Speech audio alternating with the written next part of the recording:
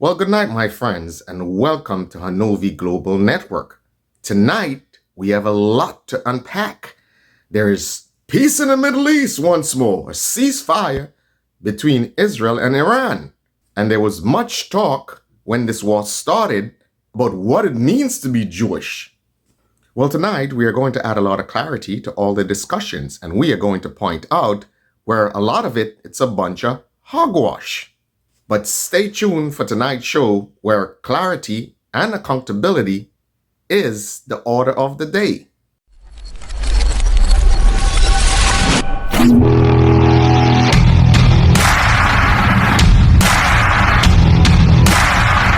So when this Israel and Iran conflict started, all of a sudden, there was an explosion of what it means to be Jewish. And a lot of it was ignited by a discussion between Ted Cruz and Tucker Carlson. And of course, Candace Owens snatched the opportunity to talk about this. So during the discussion with Ted Cruz and Tucker Carlson wanted Ted Cruz to explain why he's so adamant in his support for Israel. And Ted Cruz pretty much said that, look, as a Christian, growing up in Sunday school, he was always taught that he who blesses Israel shall be blessed, and he who curses Israel shall be cursed. And that is one of the reasons that he believes, as a Christian politician, that his support for Israel should be without question. Of course, there was a little back and forth with him and Tucker tried to prove to him why that was biblically wrong. And Tucker alluded to the fact that the people referred to as Israel in the Bible may not be the current people who are associated with the state of Israel. But if you truly explore this, you realize that a lot of this is just sensationalism, total sensationalism, because it's quite obvious that Israel as a nation or a people is not ethnically pure. It's ethnically diverse. I mean, you have Indian Jews, you have African Jews or Ethiopian Jews, you have European Jews. I mean, you have people from every part of the planet who are Jewish and ethnically different to each other. So to talk about who is Jewish and not Jewish based solely on race is nonsensical. A lot of this would have been clear if Ted Cruz actually paid attention when he was in Sunday school. Because if he paid attention, he would realize that every single major event in the scriptures either began or ended in Egypt.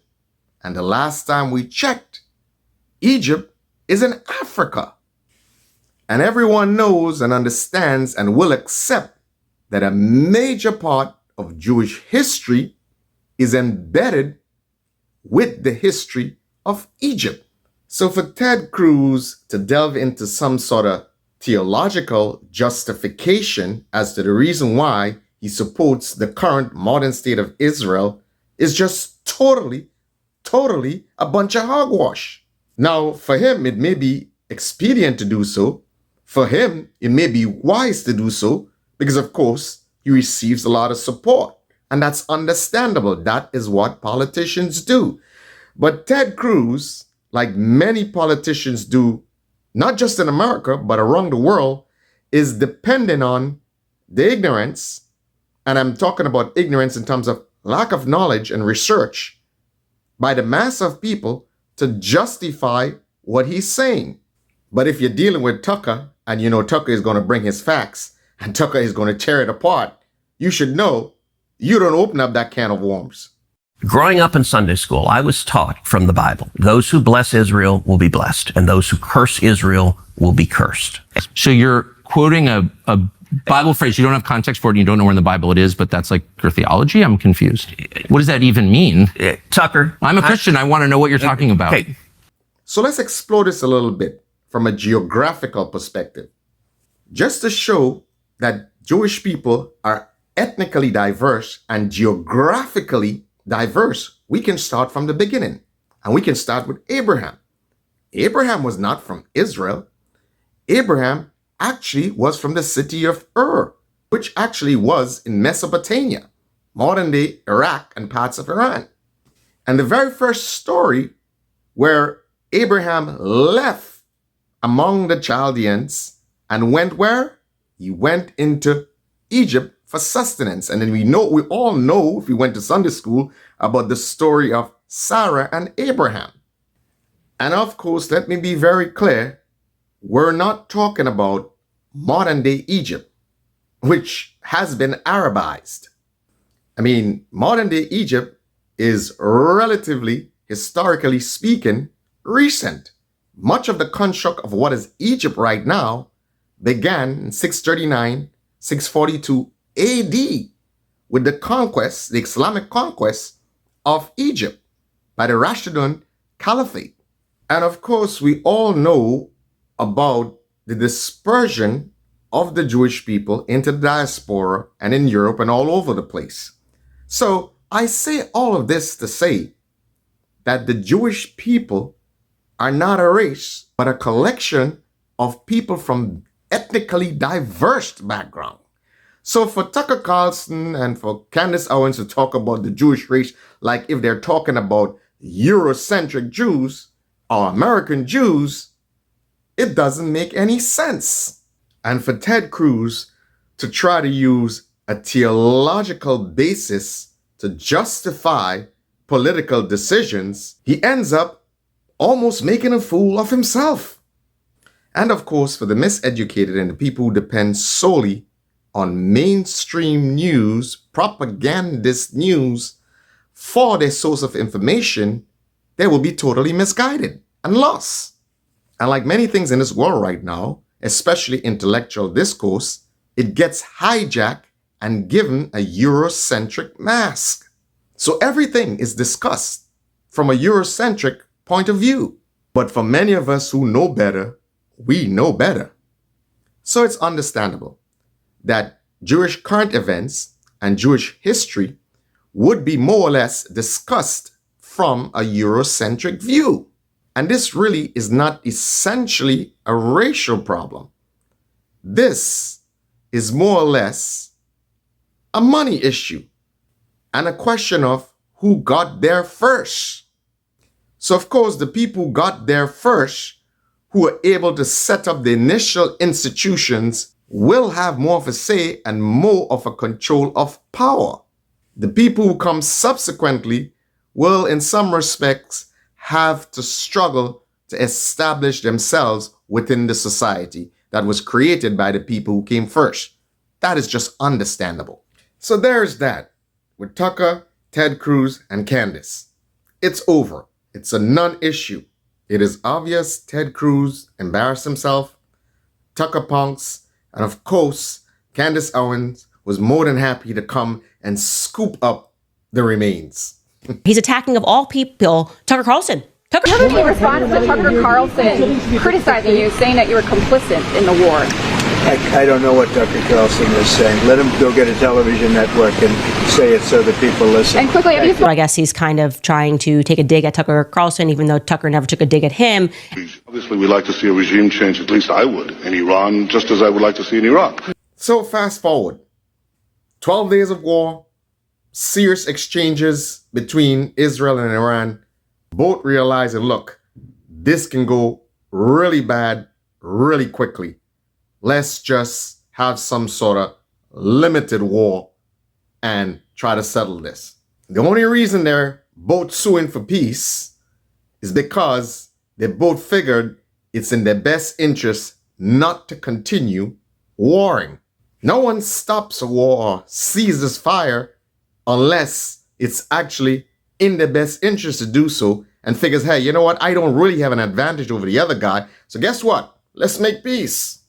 It is quite obvious Iran is backed into a corner. I mean, right now, they don't have much allies, so to speak, to go up against Israel and America. That's quite obvious. There's no way they'll be able to fight America and Israel at the same time. I mean, with their allies Hezbollah and Syria gone, pretty much, it's very difficult to fight a war. So it would be wise to sue for peace. And it's not like the economic allies or foreign nations are quite ready and willing to come to assist them. They've got their own problems. So all in all, it seems like it was a wise decision to at least have a ceasefire. Now, a ceasefire doesn't mean the end of the war. And of course, it seems like Trump is very optimistic that, oh, it's over. And of course, this is like something he's selling to the American people. It's like, look, I really don't want war. I went in, I did a surgical strike. You know, they always use the phrase, a surgical strike. And now it's all peace and it's all over with. Let's move on. One thing is clear, though, with the amount of exchanges that Israel and Iran had and the bloodshed that took place, I am sure there's not going to be much of a long peace in the Middle East. For all that was done to the upper echelons of the Iranian military and for all the strikes that Israel received, it doesn't seem like this sort of ceasefire or peace is going to be an enduring one. Let's all hope and pray that that is the case. I don't see it unraveling too much because the conditions economically are not ripe for it to happen. Obviously, the Gulf states are doing pretty well and they're more concerned about the economy and money. And of course, Iran's allies are still sort of licking their wounds, so to speak. So there is not much appetite, neither ability to wage war right now. So there's not a possibility of a united military front against Israel. And of course, America's intervention has shown to Iran and others that may be thinking about it that Israel will not be left alone, but will have the assistance and the backing of the United States. So in my humble assessment, the big winner here is Israel in all of this. The United States, of course, get to project a little bit of power. And at the same time, Trump got to do a balanced act that, hey, look, I will act if I have to, and I mean what I say when I say it, but also I am trying to walk that line of peace. Iran now has lost a lot of its military hardware, its military personnel, over 400 civilians. So again, it's a difficult situation for them.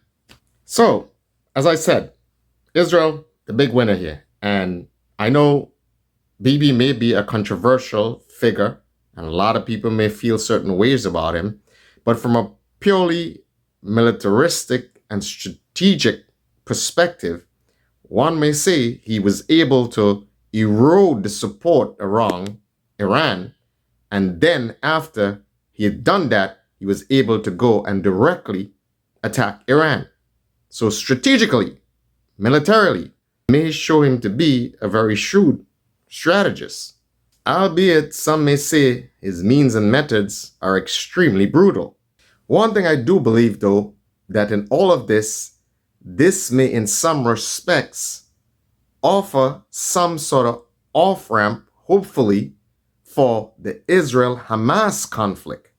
And I wouldn't be surprised if quite possibly in all of the ceasefire negotiations, that part of that negotiation may be some sort of negotiated settlement in the Israel-Hamas conflict. Just maybe Iran may try to table something along that lines. Or if not Iran, just maybe Trump may try to inject something along that lines. Now let's see in which direction all of this goes. And that's it for tonight, guys. Honovi Global Network saying goodnight, where clarity and accountability is the order of the day.